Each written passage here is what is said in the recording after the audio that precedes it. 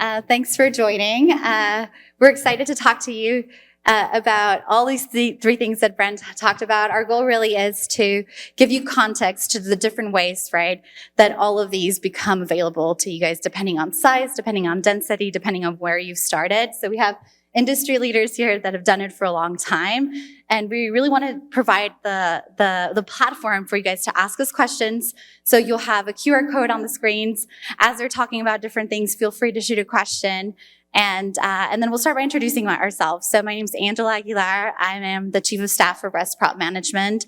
We are a third-party multifamily company, and we are 15,000 units. We've done centralization for several years now. We do it for renewals, for applications, for leasing, for former resident collections, and we do a combination of all of those: AI, role specialization, offshoring, and so on. So I'll pass it to our speakers.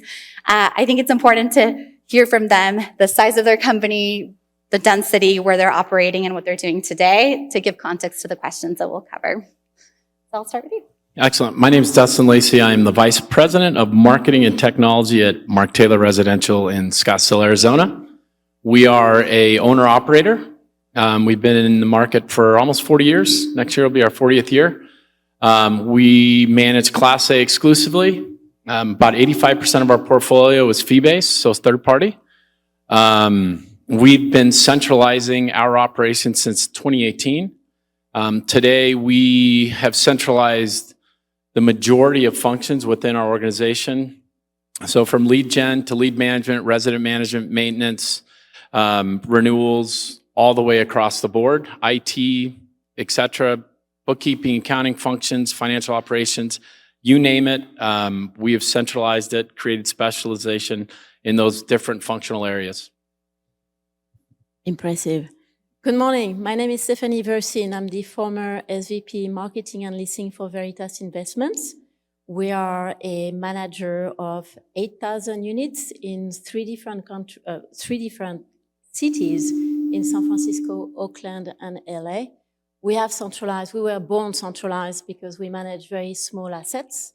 And we have centralized leasing, marketing, maintenance, resident services, accounting, marketing.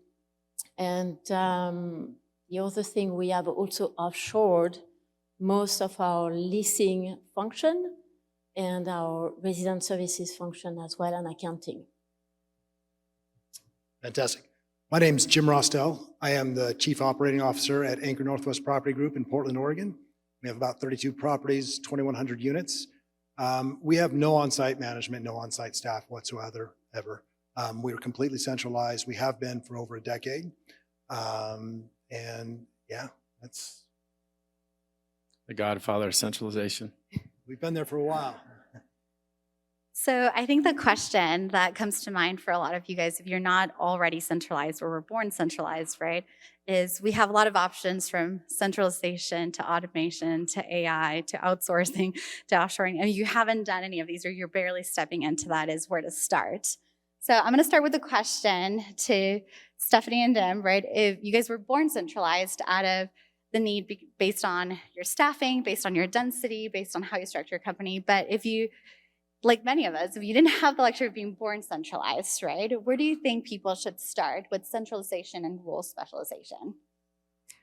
I think I would start with a process. So it's process, people, technology. What is your process? Customer mapping the journey is very important. How is this experience happening right now? What are the gaps? What are the pain points for your customers, your prospects, but also your pain point for your team? So really looking at the processes, your policies. Why are we doing it this way? Can we do it better?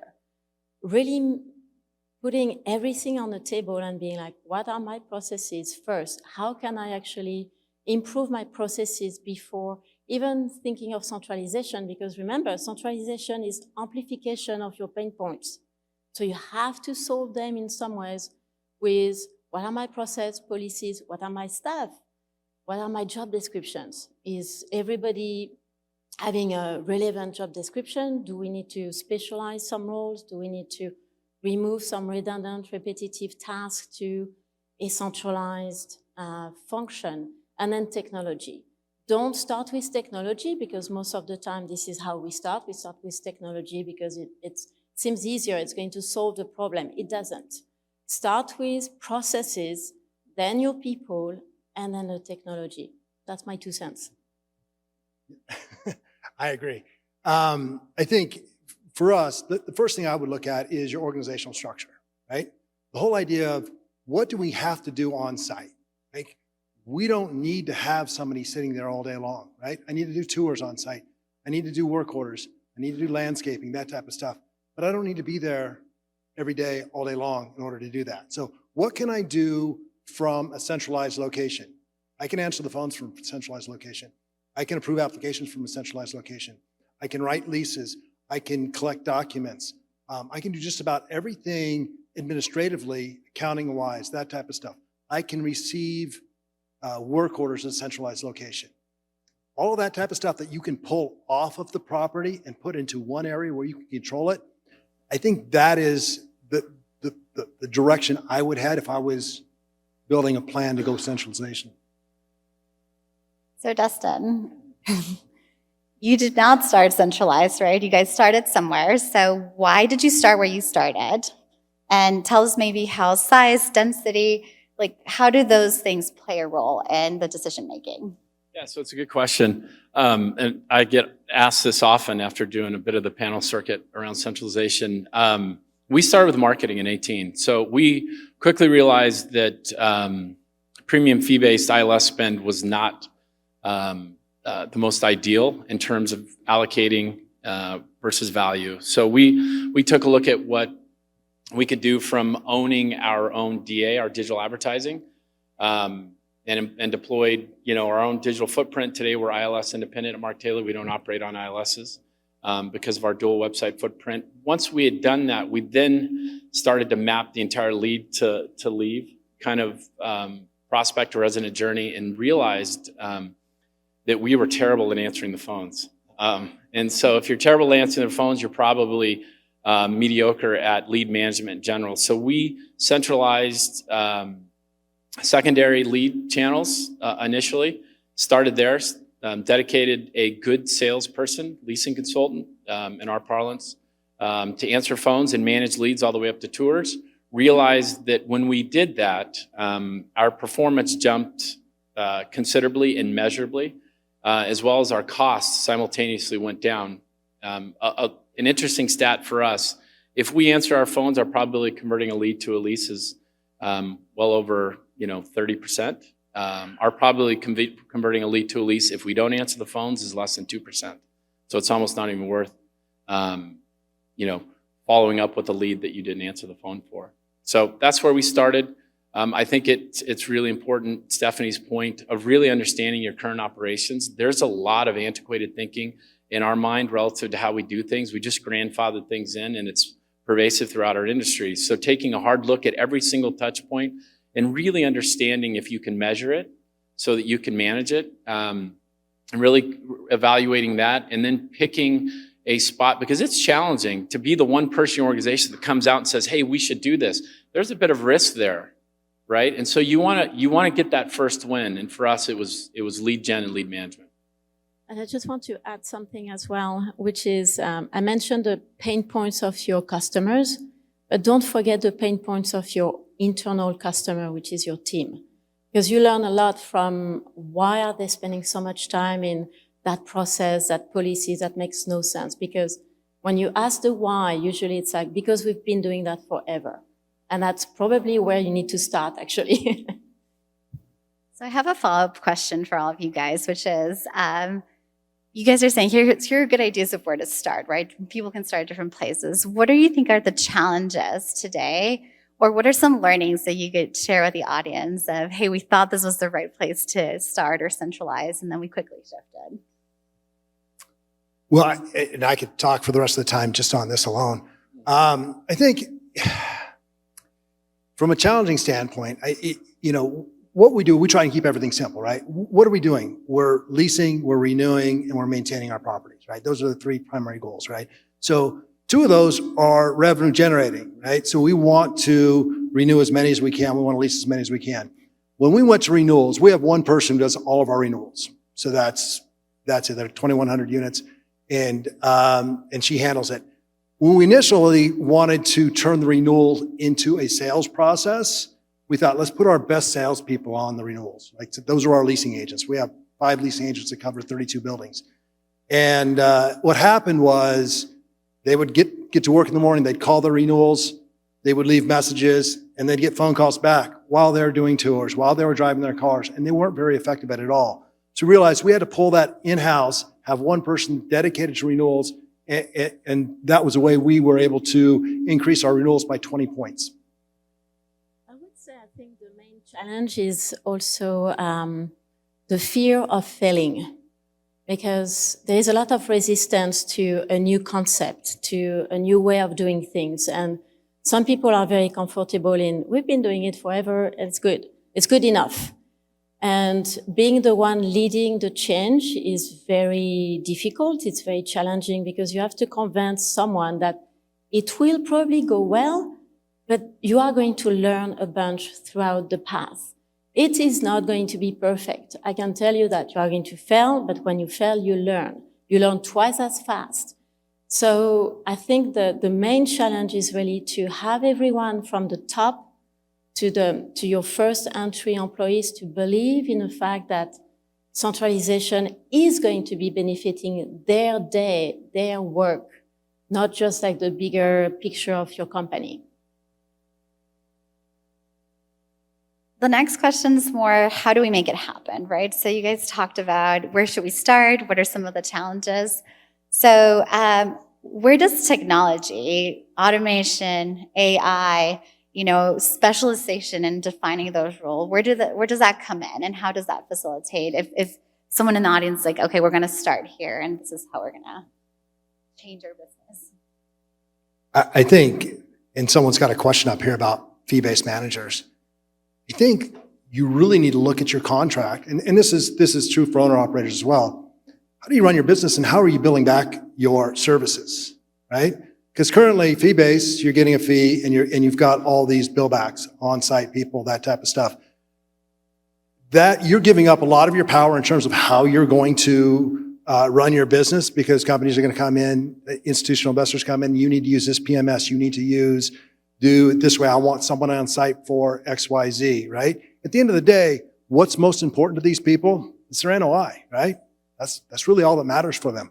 So you need to change the focus and say, look, we're going to go ahead and run your property. We're going to produce these types of results, but we're going to do it our way, right? Because you're trying to build back a centralized team becomes an accounting nightmare, right? How are you billing your time? How are you accounting for your time? And you create a lot of problems. So I think it starts with how do we set up our contracts with our property owners? I would also say start small, start with one market. Do regionalization, centralization. One market that has density enough to prove your point in terms of centralizing leasing and marketing.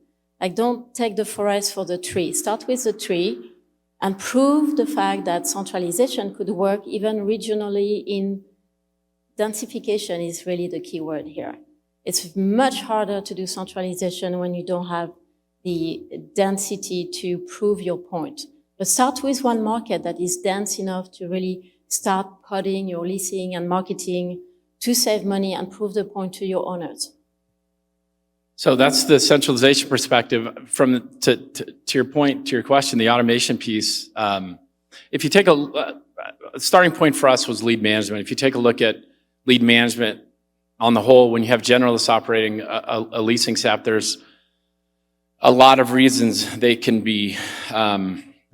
administer that poorly, and they're justifiable. So, you've got your basic plausible deniability piece there.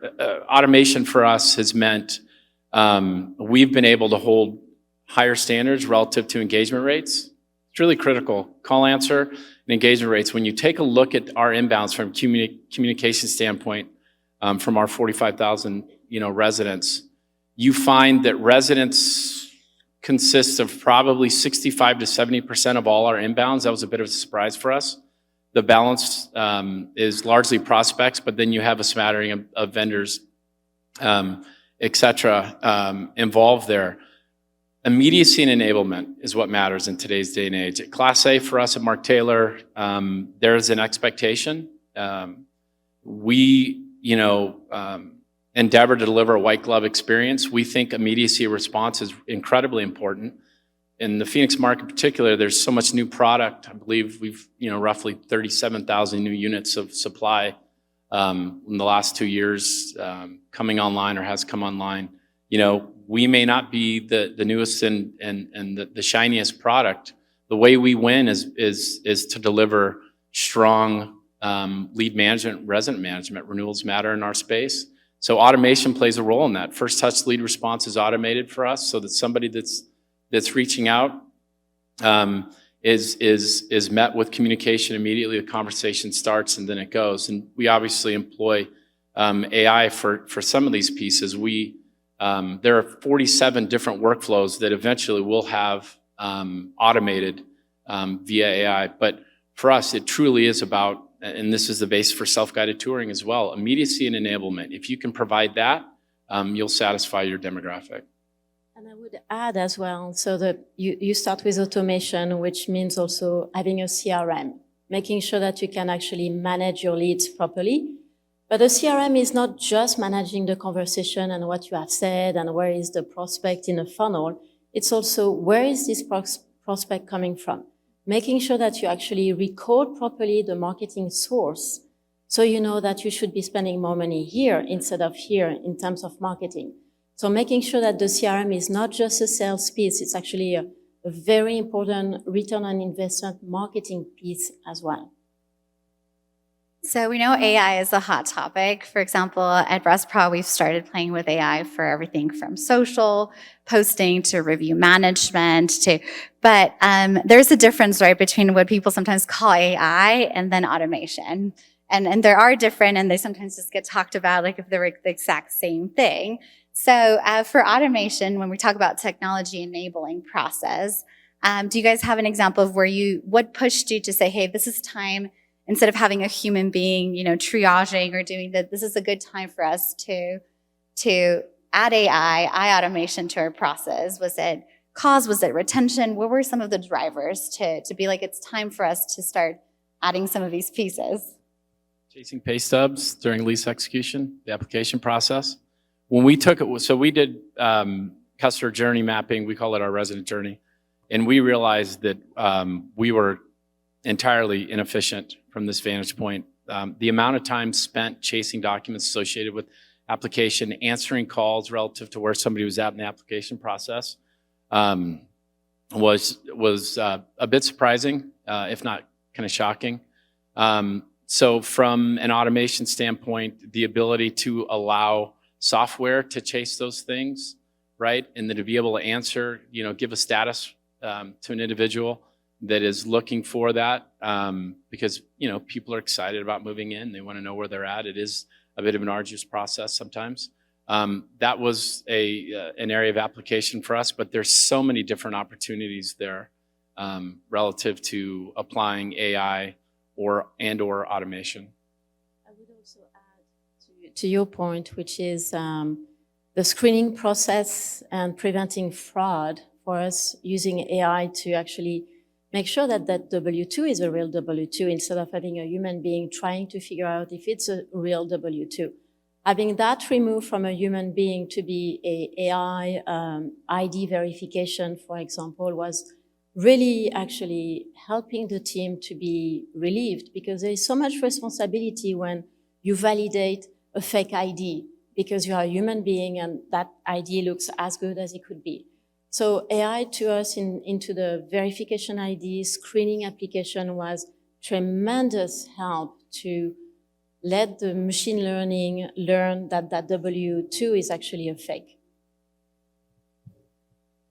Yeah, I think I would echo what Stephanie and Dustin said in terms of using AI to streamline and do some of the mundane tasks that you're not otherwise doing. I know that we have not been an early adopter of a lot of the AI processes, but we are heavily involved in terms of what we're building for in the future. I look at AI more from an inward-facing than an outward-facing solution. I wanted to use AI to analyze data to help me make better, give me better business intelligence and make better decisions, that type of thing. I think that's what's most exciting for me is there's a lot of data that we have on a lot of different things. For me to do a correlative analysis on that data would take months, years. AI can do it in a snap. And that's what I'm looking for. And that's where we're looking at different companies to create databases that we can pull from, report on, and understand our business better. One more application for us I think that's notable is we're on the cusp of launching our voice leasing assistant with Union. We've spent quite a bit of time kind of tuning that. We're starting on the lead manager side and then the resident piece as well. It's really, really challenging, as I mentioned, if you're not answering phones. And when you're answering phones, we operate pods of 3 properties, 2 to 3 properties. And yes, it's lovely when you can reduce staffing payroll by 30% to 50%. What's not good is when you're not answering phones because a resident called you, their initial call wasn't answered, and they cluster call you the next, 5 more times the next 15 minutes, further exacerbating whatever issue that they're feeling. That becomes problematic. So when we considered, and this just, I want to give you kind of our logic and our rationale behind, deploying AI from a voice standpoint. We deploy AI leasing assistant, a voice assistant, tethered to a large language model. Generative now is honestly shockingly good. And they've got voice technology that is as human-like as you can imagine. It is beyond uncanny valley.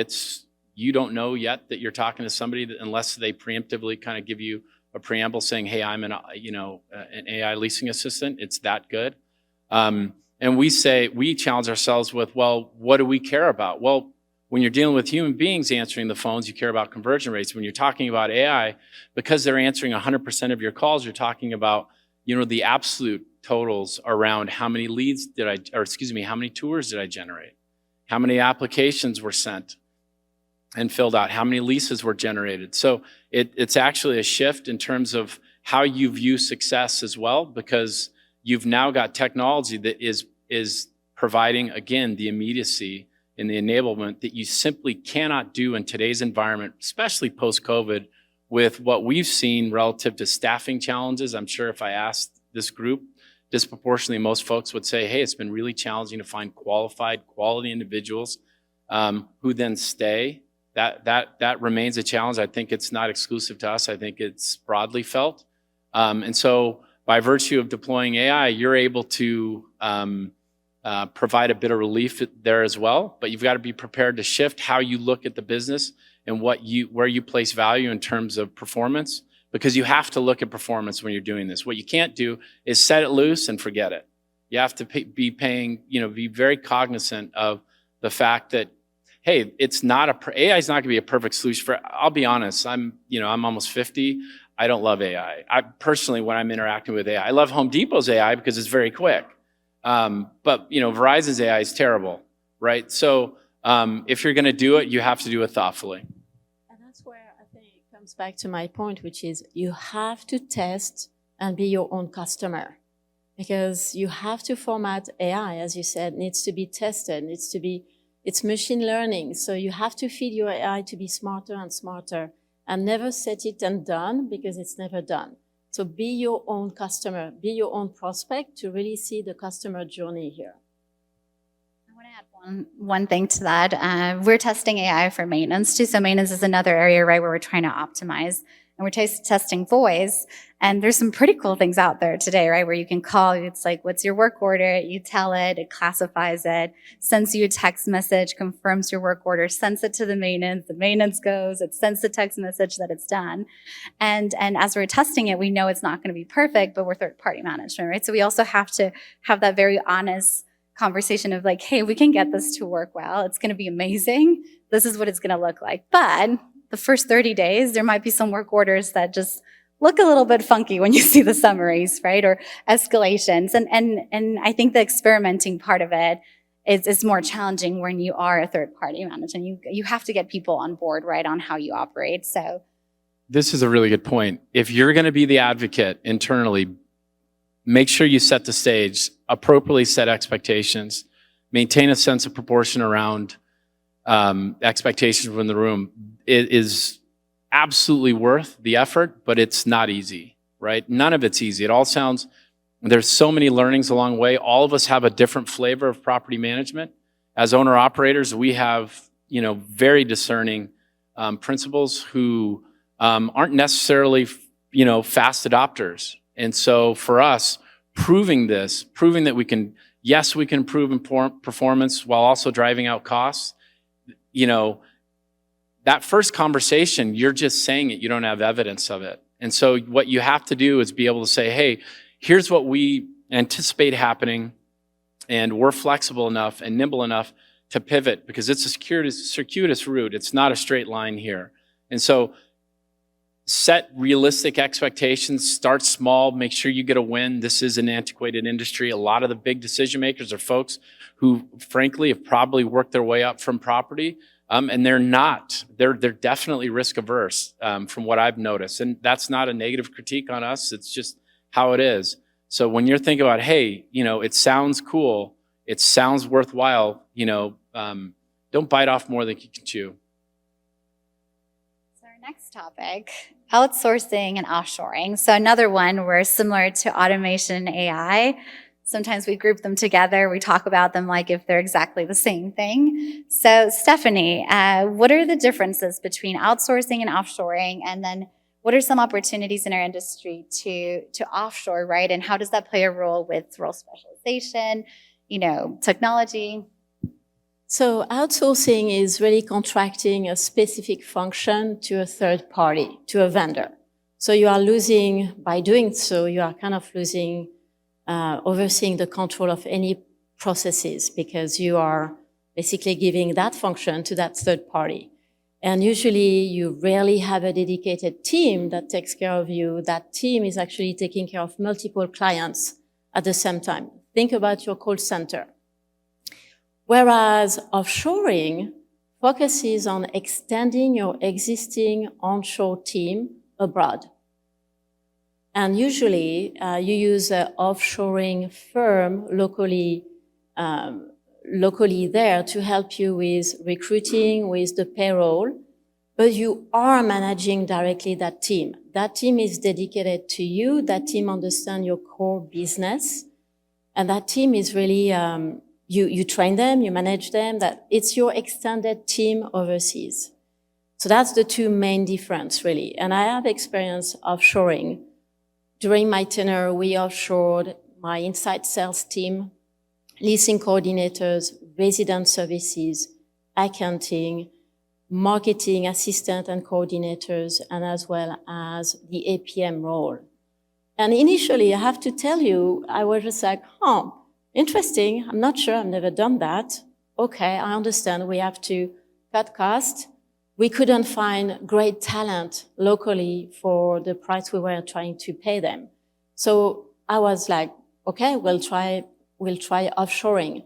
And we had a chance to really select a very good local offshoring firm partner who understand my business and understand what I was looking for.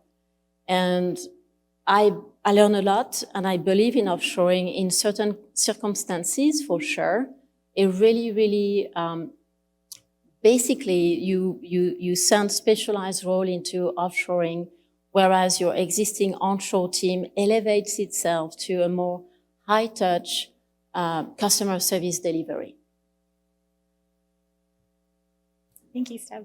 So my next question is, we have a combination of AI, offshoring, centralization. We talked about things that drive that, right? So we talked about retention, turnover, lowering costs. It's cool what we're doing now, but it's also interesting to see where we see our industry going, right? So when you guys think of the future of the combination of all these options that everybody here has, what does that look like? What is the most exciting thing for you guys? For the future? Yes. All of it. This is an inflection point for our industry, I believe. I think it's seminal. I think it's and I can understand when somebody says, "Hey, we get it, but we're not going to be first adopters." I understand that, and I also get the disposition of, "Hey, we're going to dive right in, and we're going to start this now because we do know it takes work."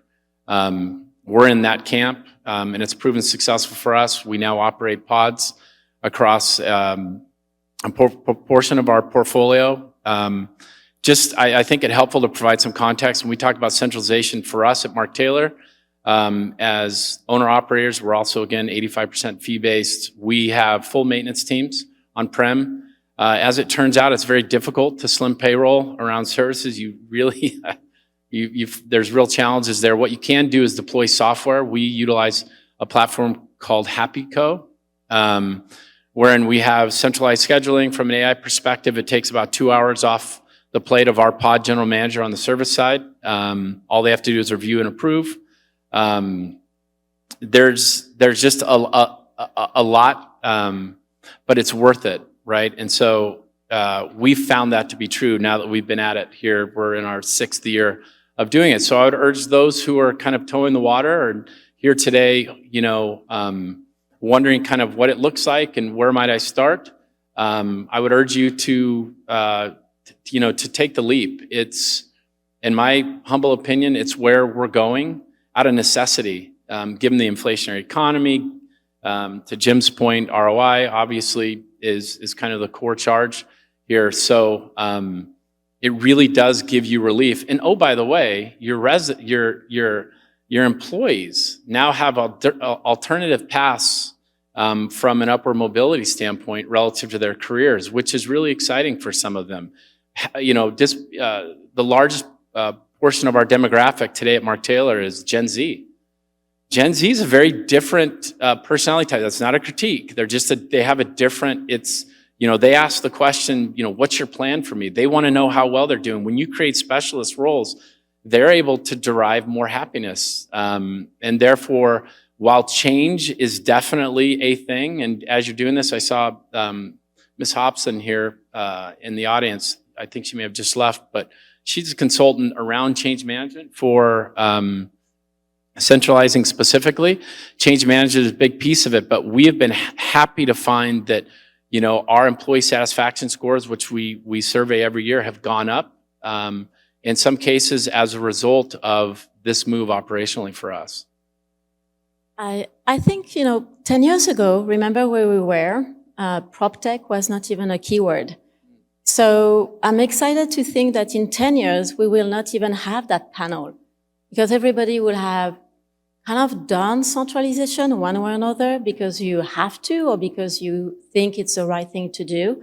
I think centralization is a long-term strategic move that is not going away, especially in our industry. Our industry is highly fragmented, as we know, but slowly but surely and actually faster than we think, centralization is here. Role specialization is here. Offshoring is here as well. And it's just a question of a couple years where we are going to all look at each other, and that is going to be the mainstream. It's going to be centralization. Yeah, first, I'm so humbled just to be with these two. They're brilliant. We've been centralized since the get-go.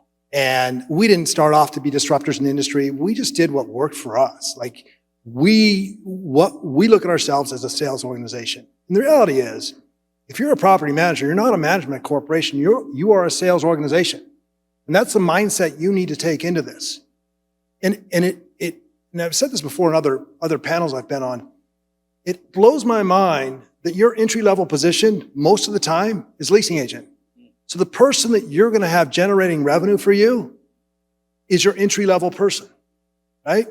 Shouldn't that be the other way around? Shouldn't we have that to be the position we aspire to? And guess what? If that entry-level person is any good at their job, we're going to move them out of that position and make them an assistant manager. Do something else. Take them off the sales line. I think you've got to rethink this. And when you go centralized, we have, to put in perspective, I have 32 properties. I have 5 leasing agents. Our tour to application percentage across the board is 60%. We get 60% of our tours turn into applications. We're doing 40% of our leads are turning into tours. Every day. We have 7 days a week. We answer the phone. I know, and to Dustin's point about first touch and answering the phone, we don't have a problem. We have our employees. I have 9 people in a bullpen across from my office that answer phones, do leases, do applications, do everything we need to do for 2,100 units. You don't need a lot of people out there, but you need them specialized, and you need them in one place so you can control them. So yeah, I mean, I could go on for hours talking about this whole idea and concept of centralization. I know we got a clock here. And I'll brag on Jim for a second. And you know they're happy because his sales team, on average, has been with him for almost 8 years, right? And a key feature of centralizing is you're able to pay folks more as well. Critical, right? We all know what it feels like to be poached because somebody throws another dollar at somebody on an hourly basis. And when you do that, you accrue that tribal knowledge, that capability, that expertise. And people, again, enjoy being good at something because they're able to specialize. And being good at something means that your customer are going to really appreciate the fact that you are good at any experience you are going to deliver. Remember, back in the days, a leasing agent on site was supposed to answer the phone, qualify the leads, run the application, tour, do administrative reporting, everything. Nowadays, with role specialization, you're actually really training people to be expert at one thing, one deep silo, and they are trained for it, they are expert at it, and they are really good at it. And when you are good at something, you're actually happier, which means that your customer is going to receive a much higher elevated customer experience. So to me, it's a win-win situation. It's like really hiring experts at what they do, training them to be even better, instead of having someone that is trying to do everything and being good and fail to the customer. So if you guys are hesitant, if you can raise your hand if you have a 40% conversion rate in 7 years tenure in your leasing team. It's probably nobody. It's nobody. We do have a question from the audience. So it's, what is the biggest value of AI specialization, offshoring, outsourcing? Is it payroll reduction? They moved the question. Give me a second. Is it payroll reduction? Is it customer experience? Operational efficiency, or is it something else? Peace of mind. Yeah, I mean, there's certainty around outcome. You have specialists now. Obviously, it's easier to measure performance. As long as we haven't really talked about software. That's a whole nother conversation. We probably won't have time to dig into, given we've got about 5 minutes. But line of sight is now more critical than ever with these distributed workforce. It's very difficult to understand true performance, and it's really easy to get away with mediocre performance, absent software that provides the insights and, the value that allows you to make informed decisions relative to managing this. But peace of mind is what we all desire. At the end of the day, I want to be able to hit the pillow and be certain around the fact that we're delivering the white glove performance that we've committed to with our clients and that they're expecting. In fact, there's the worst thing that, the worst feeling for us at Mark Taylor is, guessing as to how we're doing. And so one of the things that technology has really done for us is allowed us to kind of pull back the curtain on how we're performing, whether it's good or bad. And in some cases, it's been a surprisingly poor. And, what that's allowed us to do is then address it. So I think that's the biggest value. I would add to what Dustin is saying is having an offshore team also brings a much more rounded overall team, because you have different background, different perspective, different way of doing things. And to me, the diversity of having an onshore and offshore team bring us to being better. Really, it's amazing the quality of high skill offshore teams that bring to an onshore American corporation, for example. So to me, it's this complementary of being diverse in culture, in backgrounds, and really doing a better job. I think you guys hit the nail on the head, but for me, it's control.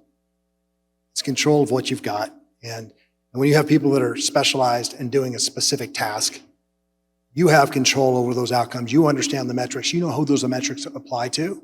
If I had 32 different properties and 32 different property managers doing renewals, I'm going to have a variety of results. When I have one person doing renewals, I understand that the process is the same across 32 properties.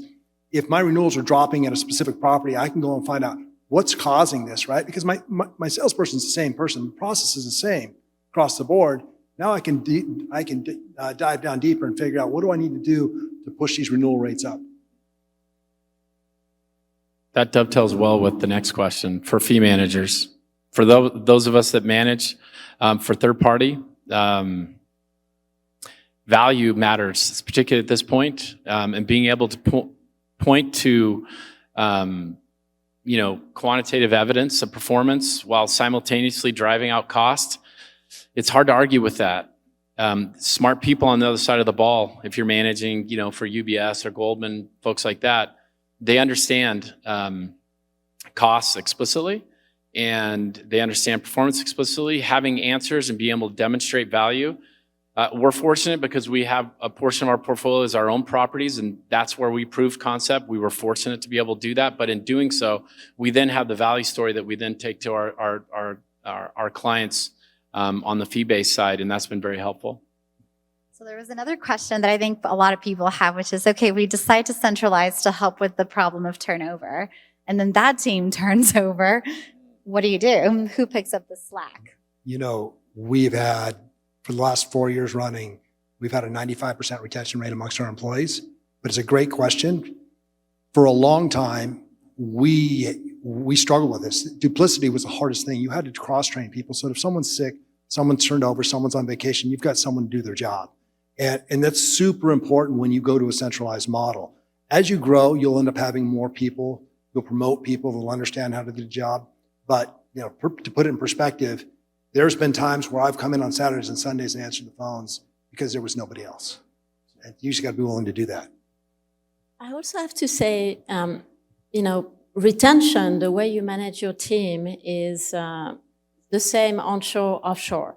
It's the same principle that are working, which is recognition, compensation, one-on-one time with them, training. So to me, it's like making sure that you manage your people to understand that if we hit the goals of the leasing every month, everybody is going to get a little bonus attached to it, regardless of your onshore or offshore.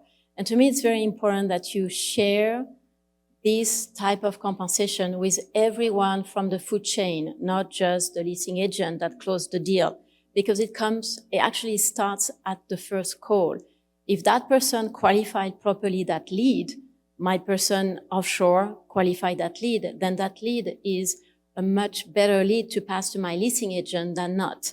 So everybody needs to be actually compensated and rewarded to the success of the team. So it's a team vision, not just like I have an onshore team and an offshore team. I know we could spend probably a couple other hours speaking about this, but our time is over. But if you guys do have additional questions, I know our lovely speakers here would be happy to be resources. Reach out on LinkedIn, or if we could plug Brent's community, the Multifamily Insiders, these conversations are happening every day there. So if you're not a member, you should consider. Multifamily Insiders. So check them out on LinkedIn. They have some great content. So shout out to them for helping us put the panel together. And then thank you very much, guys, for joining us today. We're flattered. Thank you guys for joining. Thank you. Thank you. So much.